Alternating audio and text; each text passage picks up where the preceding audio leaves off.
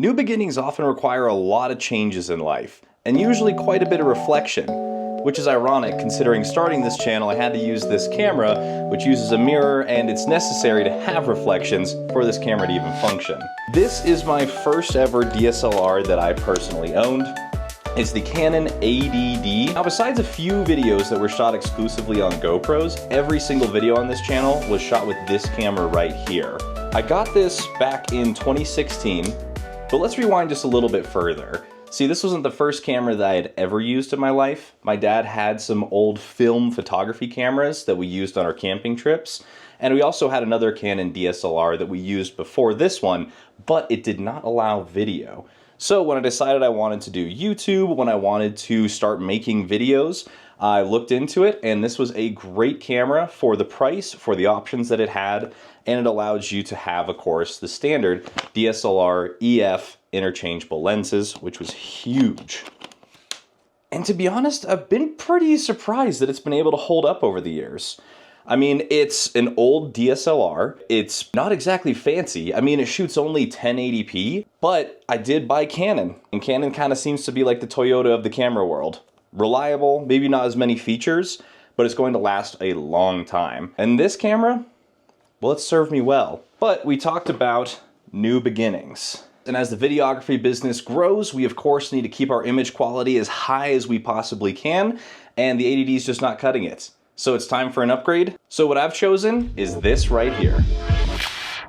This, of course, is the Canon EOS R5C. And as you can tell, there's no mirror in there. What you're seeing is a sensor. This is a mirrorless camera, so it's lighter weight, it's a lot more simple, and it has higher image quality. This particular camera shoots 4K, and it even can go up to 8K, which probably won't be needing right now, but I do have that if I need it. Now, we'll get more into the camera later, but of course a camera is nothing without a lens, and since that EOS R5C uses a new mount, I can't just slap on my EF lenses.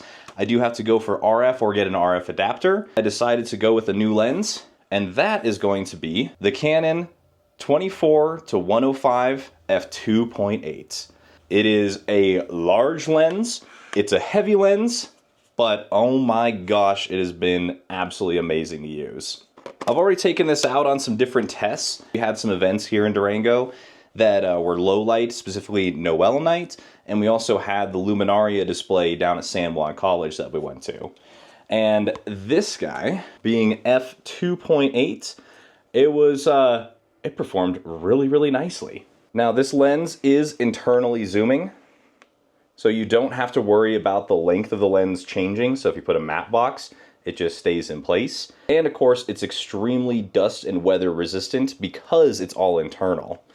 Now, this lens as well is Canon's first consumer lens that has manual aperture control. It has a ring on the lens itself that allows you to go smoothly from f2.8 all the way to f22. And that's extremely handy for video, which is what I got this for.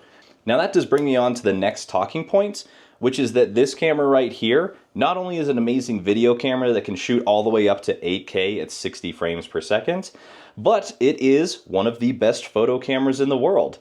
After all, it is an R5C. All of the internals are from an R5. So it's a 45 megapixel sensor. It has great autofocus for photos. We'll talk about the video later. But that means that there's one camera that does everything for me. And starting out, that's a huge plus. Because when you're starting out in a business, money has to go far, and I can't afford to have just a dedicated cinema camera and a photo camera. This allows me to have both all in one, and this lens also allows me to have both a great video lens and a great photography lens. So one of the most natural questions I'm sure you're asking right now is, why didn't I just get an FX3? I mean, FX3s from Sony are absolutely amazing. They are smaller than the R5C. They also have great dynamic range, great low light performance, and all of that. And to be honest, that's a really good question. The FX3 is a solid camera, and it was on the list that I was looking at. But when it came down to it, I know from years of experience that I do like how the Canon cameras feel in my hand. Just how they fit, and the button layouts, the menus, the screens. And something that I mentioned at the beginning is simply the reliability. Not to say Sony's unreliable, I just know that I can trust a Canon camera. So the simple reason why I didn't get an FX3 or FX30 is usability and familiarity. I am used to Canon cameras, I really enjoy them. I do think that their colors are going to make it easier for my life to be able to produce high quality videos for our clients. And that's why I decided to go with a Canon. Now, why the R5C specifically? I already mentioned that it does both amazing video and amazing photos, so that really should be the end of it. But the other reasons is because it is fairly small. Compared to a C70, C400, things like that, this is a smaller form factor. So if I need to do light shoots, I can carry this with me, whereas with other big cameras, they take up more space. If we're going to be traveling, that's a bigger Pelican case, if not another whole package. And like I mentioned at the beginning, we're just starting out our videography business. We need to keep things light and nimble so that we can focus on the end goal with the client and not just get caught up in gear while we're starting out. Now, of course, I also picked this camera even though the R5 Mark II is out. And actually, Daniel has that camera and it is stunning. Specifically, the autofocus is probably the #1 reason to go with an R5 Mark II over the C, in my opinion. In video. In photo, I would say it's basically the same, but in video, the R5 Mark II's autofocus, it blows this thing out of the water. There are a couple reasons why I chose the R5C and not the R5 Mark II. Reason #1 is cost. This thing was a lot more affordable than an R5 Mark II, especially considering I found it on Facebook Marketplace from a local photographer. If you're watching this, you know who you are, and thank you very much for such a deal. I'm also glad you put the care pack on there. That's Canon's insurance, because I am definitely going to be putting this in some crazy situations. A couple other reasons why I got the R5C instead of the R5 Mark II. #1 is going to be the internal fan. That actually has been just a godsend. The fact that I just don't have to think about overheating at all, and it all stays in a nice, conformed, nice, neat little package is huge for me. Instead of having to add a battery grip or a fan grip on the bottom, or add something behind here, having that fan built in just means I don't have to think about overheating. So I can go into a sauna and film if I wanted to. The other two biggest reasons are just going to be from a usability standpoint. The R5C uses Canon's Cinema operating system, and the menus that it offers and the customizability is just insane. It works really, really well. It's a nice flow, and it's allowed me to have a lot of manipulation of the camera depending on the settings and where we are, whether we're doing interviews or that low light stuff or boxing, whatever it might be. I have a ton of control over this camera because it has that Cinema operating system. So the Cinema operating system is a huge reason why I went with this and not the R5 Mark II, and is proven to be extremely handy, at least for myself. And the third big reason is simply going to be timecode. Having an actual timecode port built into the camera is huge because we will be doing multiple camera shoots where we'll be doing interviews or we'll have to sync up the audio, and allowing that timecode to be built right in so we put it into post and sync it up really quick, that is massive. So to recap, the three main reasons why I got the R5C instead of the R5 Mark II are going to be cost. This is more affordable. Menus, this has the Cinema operating system when you're in video mode. If you haven't used it before and you're on an R5, R5 Mark II, R6 Mark II, anything like that, and you're doing video for the majority of your work, as soon as you dive into those menus, this will change your workflow. And of course, #3 is going to be that built-in fan. That is extremely nice for somebody like me who just doesn't want to have to think about overheating. Now, I've mentioned some of the things that I really like about this camera, and after shooting them, those have all become true. They were things that I expected to be true, and after shooting it, testing it, they do hold true, especially a Cinema operating system. I can't get over how nice that actually is to have. But no camera's perfect. So let's go over some things that are not the best about the R5. #1, and what everybody talks about, is going to be our battery life. You see that battery indicator? It says 34 minutes. Now, this is not a fully charged battery, but that gives you an indication of what we're working with here. The R5C has the standard LPE6 batteries that come with it, and they get you maybe an hour, if you're lucky, out of one of these batteries. So if you're shooting for a client, you are swapping batteries like crazy, and it's gonna be like one of those reload videos. Luckily, short battery life is something that can be handled by either carrying multiple batteries on a set or with a V-mount battery. Now, this is something for a different video. I'll be showing you how we'll be using the V-mount battery with the R5C in a later video. For my uses, the battery life is unfortunate in this slim, small size. If you're doing photos, it's actually just fine. In the photo mode, you have just as much battery life as any R5 II, any R5, R6 Mark II. So for photos, it's fantastic, but for video, yeah, you're gonna need some sort of battery solution, or you're gonna have to have a tool belt. Now, the next thing for me that I've noticed that's been not exactly the best on the R5C is actually gonna be the hot shoe. Now, the hot shoe, of course, exists. It's right there, you can see it. But the fact that there's really only one accessory that you can get, that's the Tascam top recorder, that actually connects with it and pumps audio directly in so you can have XLR ports. The fact that that's the only thing that exists right now, and it basically means you can't have a top handle because it sticks right out the top, that's just a huge bummer. I mean, the fact that we only basically at that point have the 3.5mm audio jack on the side is just crazy to me on a cinema camera. I mean, I get it's a small camera, but I really think that the FX3, FX6 have figured it out, where you include the XLR into a top handle so you still can, you know, just like every modern day shooter, have a top handle and your XLR port so you can get all the audio into the camera. Having that Tascam unit that just takes that place and allows you to not mount anything else to the top is just ridiculous in my mind. Now, if it clipped in and then you could run a wire around and then you could mount it wherever you wanted around the camera, that'd be a different situation, and I'd love to see that in the future. But as it stands right now, the hot shoe is very annoying because it's basically useless. I understand that there are different things for photos, for flashes, and all of that, but for video, the hot shoe may as well not be there. Now, the third thing that everybody else complains about, and I will definitely be sure to let you know if it's as annoying to me as it is to everybody else, was the decision to put the micro HDMI cable. That guy right there should absolutely be full size. It's full size on the R5 Mark II. There's no reason why on this cinema version there is a micro HDMI.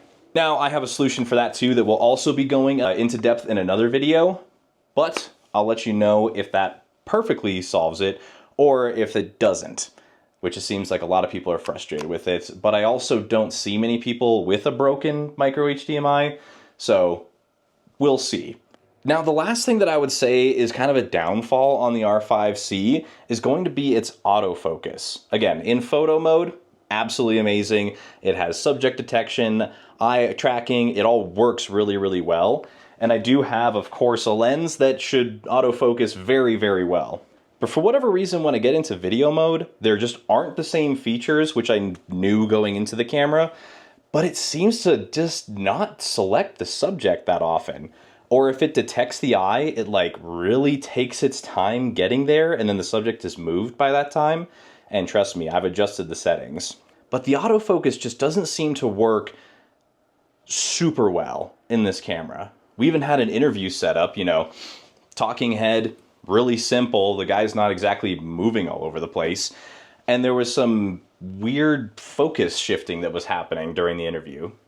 Don't understand why that's happening. It really shouldn't be. Yeah, the autofocus has actually been a little bit disappointing. It works okay for most situations.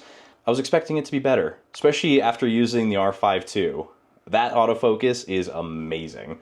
But I'd say for the most part, that's pretty much all the downsides of the R5C. It really is a lightweight camera. It's extremely comfortable. It's a good form factor. All of the buttons that you have up on the top, on the back, and over here on the side are all really easy to get to. They're labeled well. You can actually custom set each button. That's actually why you have the number next to the button, is because you can control what each button actually does all over the camera itself. Oh, that's another thing as well that I didn't expect to be as useful with this camera as it actually has been, is not only is it super comfortable to have this button right here be your record button, which this is the only small Canon camera that does that. The R5 II, the R6 II, an R5, you'll have to press this button up at the top to record instead of this one. And I do love having this as the main record button. But I like being able to change the settings on the buttons because you can map. Button number 10, you'll see has that red outline. That means you can turn that into the record button, just like on your R5 II and your R6 II. But my favorite is going to be over here on this side. What's typically a pretty much unused button, the rate button here with the number 13, that also has the red ring around it, and you can map that to be a record button too. And I just gotta tell you, that has been absolutely amazing. If I'm using this in a situation where there's a top handle, or if I put it up on a shoulder rig, being able to reach my left hand and press number 13 to be able to record, or I'm holding with my right hand, I can reach down with my left and hit record on the left side of the camera, has actually just been so nice. I don't have to reach around the other side, up and over a lens. It's just super convenient to have that record button on the side. I just keep thinking of things to show you. Another huge bonus is going to be the dual card slots, where you can run a standard SDXC card. This is going to be a UHS-2 card. You can see it has the dual rows on the back, 1 terabyte. And you also have CF Express Type B cards. Now, I just got these Angel Bird cards. They've seemed to be performing really, really well for me. They're the same cards that you throw in your RED cameras for 8K recording, so they should be good enough for this camera shooting 8K as well. Now, the reason that that dual card system is so handy is because it allows you to back up your media in multiple locations. For example, my system now is I record directly, main recording about 4K XF AVC, directly to the CF Express Type B card. At the same time, I can also record a 1080p version onto this SD card here. So, if something ever happens to the client stuff on the CF Express Type B card, I will always have it backed up on the SD card. So what I do at the end of the shoot is I take the cards, I offload the footage onto an SSD, and it's safe on there. I do not delete either copy from these two cards here until the project is edited and delivered or posted, whatever it needs to be completed. At that point, it stays on the SSDs, and I only delete it from the CF Express. Because I'm able to record in 1080p at the same time onto the SD card, I don't need to delete this all the time because it just has so much space. It's a 1 terabyte card filming at 1080p. I'm gonna have all of my extra files stored on this one in case some freak things happen where the client wants extra footage and the SSD got burnt out at the same time or whatever. I will always have another backup because of the dual automatic recording. So would I recommend the R5C? And the short answer is yes. I really like it. I'm actually just kind of scared that there's going to be an R5C 2 that's probably going to come out in the next couple months. I would not be surprised. This camera's actually been fairly popular for Canon, especially in these later years. At launch, there were a lot of problems that people just didn't really like it for whatever reason, but it seems to be gaining popularity throughout the years. So I wouldn't be surprised if this thing gets replaced actually in the next few months. But it will be a lot more expensive, of course, so I'm still absolutely happy with my purchase at the time of filming this. Plus, the good news is I am absolutely a tinkerer. I love gear. So all of the problems that I've shown you here, I'm going to be bringing solutions for most of them in future videos. We're going to be going through what camera cage I'm going to be using, how to mount V-mount batteries, how to get different audio systems, and generally how to set this thing up for the type of filming that I'll be doing here in Durango. But yeah, here we are. We have the Canon 80D that I started out with, and we've now upgraded to the R5C. Just noticed, I seem to be a fan of big lenses. This camera absolutely served me well. It was a ton of fun. I brought it to Canada with me. This one is, of course, the new one, but I can't wait to be getting out there and filming content for everybody in Durango and making our own movies and documentaries. I feel supremely confident in this camera, and that's the main thing I wanted out of one. Something that is not going to be worrying me while on set, and so far, it has not let me down. That's the new camera. Let me know what questions you have down in the comments section. If you are new here, please subscribe. And thank you so much for making it to the end of the video, and we will see you next time. But as always, thank you so much for watching, and have a good one.